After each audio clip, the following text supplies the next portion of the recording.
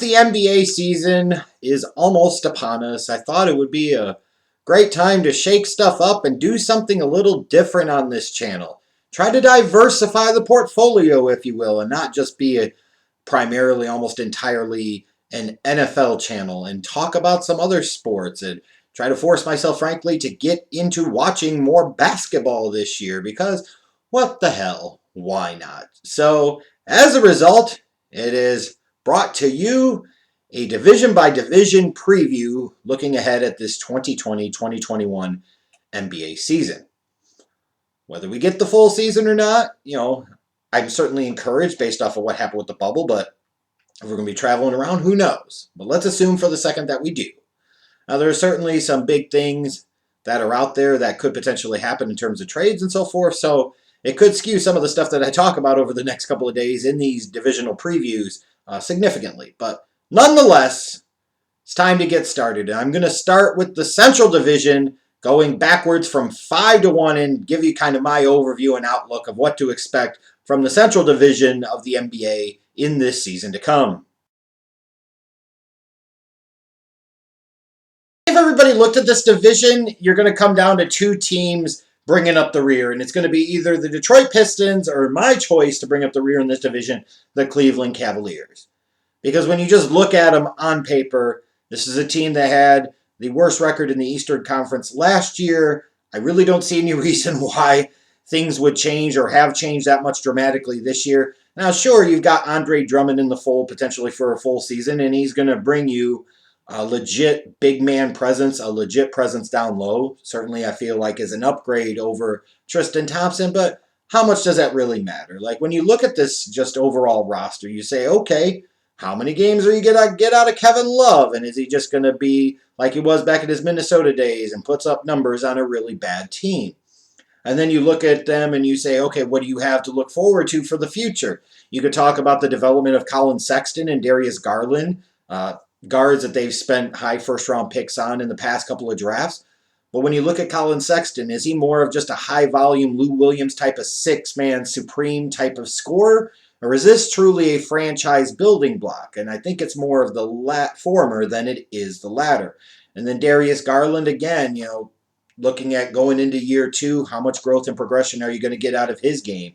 And when you look at just their wings and their backcourt in general, not a ton of size there. Certainly by drafting Isaac Okoro from Auburn, 5th overall, they're hoping to get a great 3-and-D player, although there's a lot more D there right now than there is 3. I wonder if he says that to the ladies. There's a lot of D there. But a lot of this season to me is about Okoro and his development. You took him in the top 5, and you don't want him to just be a role player. You're assuming he's going to come in and log some serious minutes right now because you need some size on the perimeter, and he's a guy that can guard multiple positions, and that's what certainly makes his potential intriguing. But when you drafted guys in the top 5 and you stink, is that really the type of guy that's going to change your franchise? Or you just get a glorified super special type of role player? It's all going to come down to offensive game and his development on the offensive end of the floor and his ability to create his own shot and his ability to hit shots consistently from the outside will determine just how effective of a pick this was and how effective of a player Okoro was. And then again, when you look at this team in general, scoring on offense was a problem last year. They were 24th in the league in points per game. I just don't see where they got a whole lot more offense. And you just look at the construction of this team, this feels like a bad team. I would assume a lot of other folks are going to have the Pistons either 4th or 5th looking ahead at the Central Division, as I don't see a ton of reason for optimism with them either, at least for this particular season. You look at some of the big moves they made in the offseason, if you can call them big moves, signing Mason Plumlee, DeLon Wright, Jeremy Grant. They signed NBA players, but are these guys that are really going to make that huge or significant of a difference? I was a little surprised, frankly, that they gave the money to Mason Plumlee instead of giving the money to Christian Wood. Now, I know Christian Wood has bounced around a little bit since coming out of UNLV, but this was a guy that I thought was starting to show something last year, and I thought that Detroit might have wanted to keep him, especially when you look at the contract that he ended up getting from Houston. It wasn't that terrible. So I was really surprised that they allowed some of that offensive upside to leave. This team, though, what I did like about what the Pistons did is they tried to remake themselves a little bit in the draft, and they got aggressive and tried to bring in multiple young guys and say, hey, we need young pieces to build around. Drafting Killian Hayes. Now, I understand that they were very geeked up on Patrick Williams, and Patrick Williams certainly has a ton of upside, but I think Killian Hayes has a ton of upside at the point guard position. And when you think about today's game, it's those type of players that can take you to that next level. And if you're the Pistons, you're not going to be able to typically sign those guys via free agency. You got to be able to hit in the draft. And then Sadiq Bey, I thought was a steal for where they got him in the draft. And when I compare him to some of the other 3-and-D players that got taken ahead of him, personally, I didn't see that much of a difference between him and them. And then getting Isaiah Stewart, the big man out of Washington. So I like some of the young core pieces they were able to accumulate in this draft. I don't know how much it helps them this year. But, in the next couple of years, it could certainly help them. But when you think about this year and their chances, like, what are you going to get out of Blake Griffin? Is his knee going to hold up? Are you going to get close to a full season slate of games? Like, based off of his history, can you really count on him for much?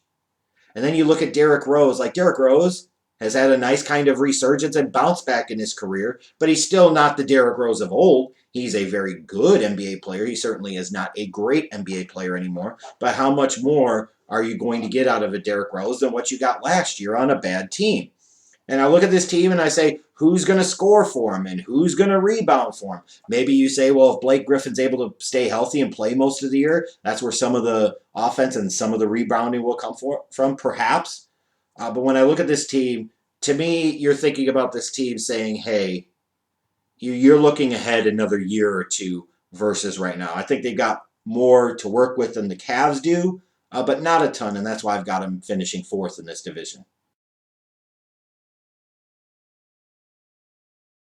Bulls. And I think when it comes to the Chicago Bulls, most everybody assumes that they're going to be better this season compared to last year. And if for no other reason, just the fact that they fired Jim Boylan's sorry ass is enough to count for several wins.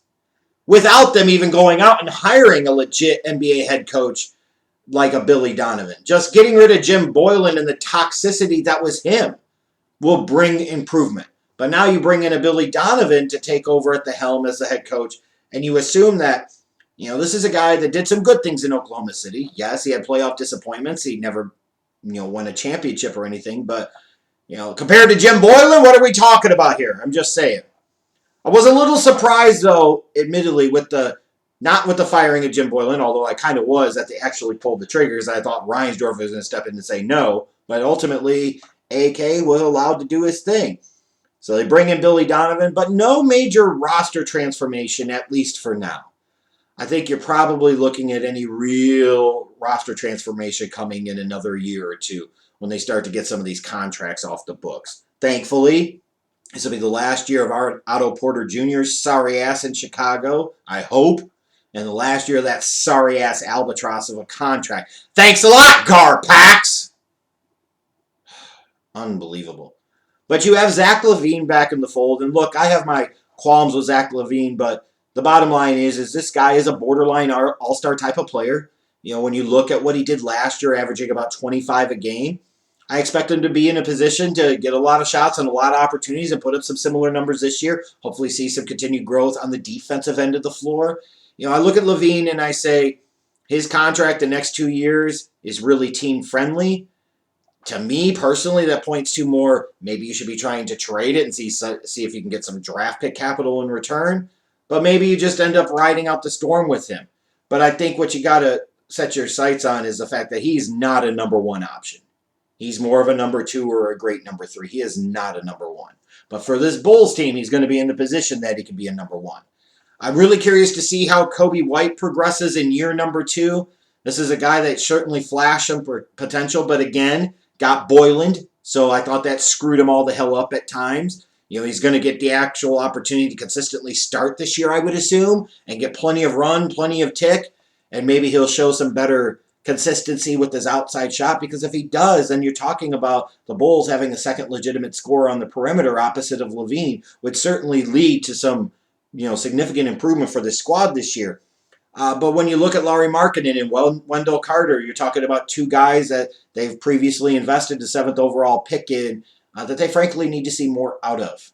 They absolutely do, especially with Markkanen. Like, is he going to be, some type of 18, 20 point per game scorer, or is he just always going to kind of be that 13 to 15 point per game, 5 to 6 rebound game, six man type of sort? And then Wendell Carter, it'd be nice if they could get him to stay healthy and play a full season. Because if he does, it's certainly going to improve what they've got down low offensively, but more so defensively. But I got to be honest here, like so much of what I'm looking for this team for this year is Patrick Williams, the fourth overall choice. Now, I have my qualms and my questions about the selection, but I did not deny the upside. I just worried about just how great that upside really was and whether it was worth it compared to where they drafted him.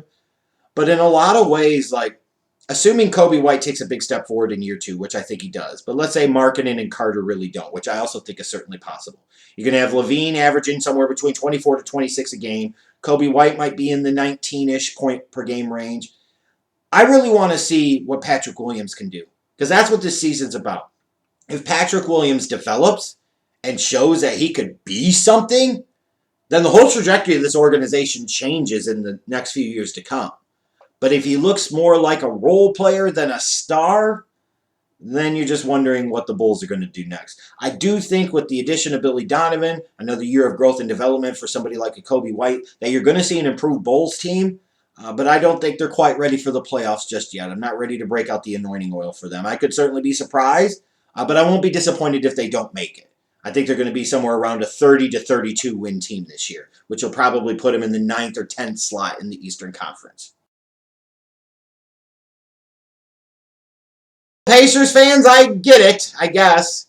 You're happy that Nate McMillan got fired. Look, I don't think he was an outstanding head coach. I think he was adequate. So I certainly understand the want and need and desire to feel like you have to change at that position and hopefully upgrade. But I still come back to, when you look at last year's team, how much differently would the Pacers have really done with a different head coach when they didn't have Lamb and they didn't have Oladipo, especially once you're in the bubble? I mean, felt like they did a decent job considering what they had. But Nate McMillan is gone, and sometimes just the change itself can bring a positive influence, a positive impact in year number 1. And I certainly think the Pacers hope they're getting that, as well as getting back a healthy Victor Oladipo and a healthy Jeremy Lamb. We'll see if there's any melodrama between Oladipo and the Pacers organization as the season plays out, see if he ends up on the trade market, potentially traded away. But for the time being, I'm trying to assume that he's going to be there. And if he is, and you can get him back, and he can get back to the all-star form that he had a few seasons ago before some of these injuries hit, then certainly the Pacers are going to be a much better team. And it'll also be nice for them to have Jeremy Lamb for an entire season, just another presence on the outside.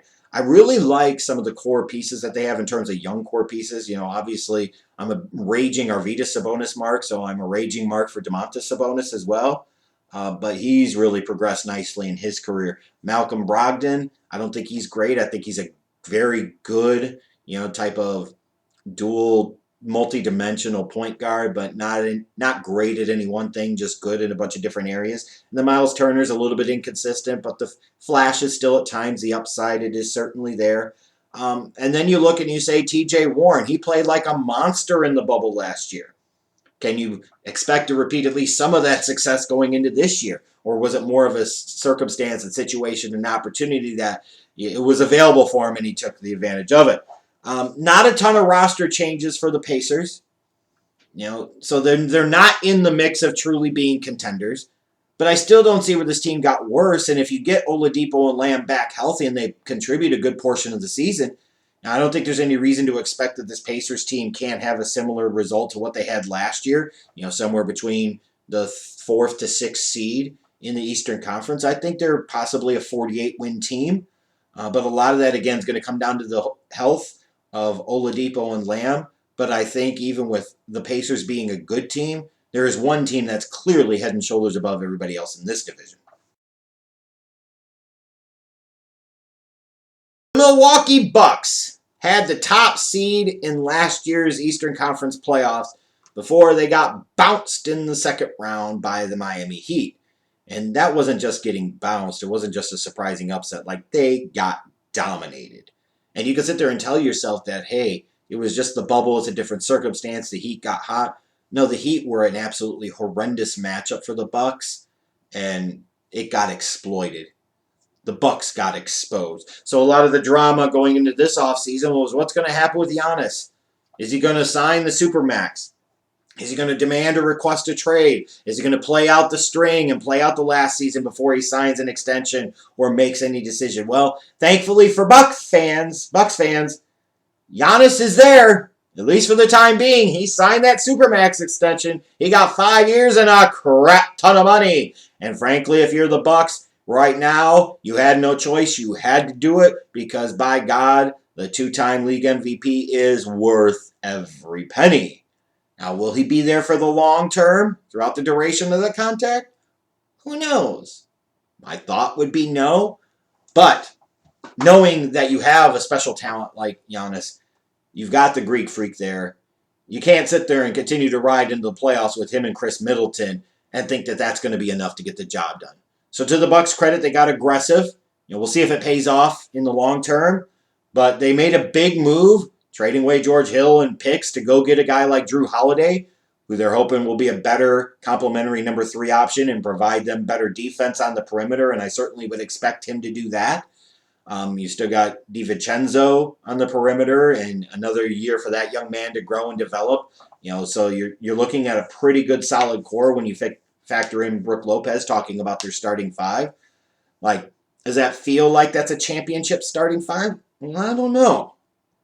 Is it certainly a starting 5 and a team that should still be positioned to potentially run away with and dominate their division and potentially get the top seed again in the Eastern Conference? Yes. But a lot of this is going to come down to how these pieces mold together, how Drew Holiday plays in this system, and then Giannis. Is he going to get a more consistent outside shot? Because if you can take away his ability to drive, if you can force him to take those outside shots, he struggles and the Bucks come grinding to a halt because Middleton's just not that level of dude. All-stars type of guy, but there are a difference between stars, all-stars, and real deal superstars. Middleton's more of the star to all-star type of category, where Greek Freak is a superstar. And the whole notion that Giannis is more of a Pippen than he is a Jordan, I heard some people say that. I thought that was kind of dumb. I just thought he was kind of a flawed Jordan in the sense of he's got some holes in his game that he needs to work on, but the pieces around him, frankly, just aren't good enough. Whether or not they will be this month or this year, only time will tell. But I do think the Bucks are going to clearly run away with this division. I wouldn't be surprised in the 72-game season if they end up winning somewhere around 59 or 60 games. So there you have it, my season's preview for the NBA Central Division. You are welcome to tell me what you think and give me your picks in the comment section of this video. Smash that subscribe button. And feel free, if you don't like what I said or disagree, flame away in that comment section. Yeah. And then I'm sure you'll follow me around and watch my other 5 division previews and do the same thing. Yeah!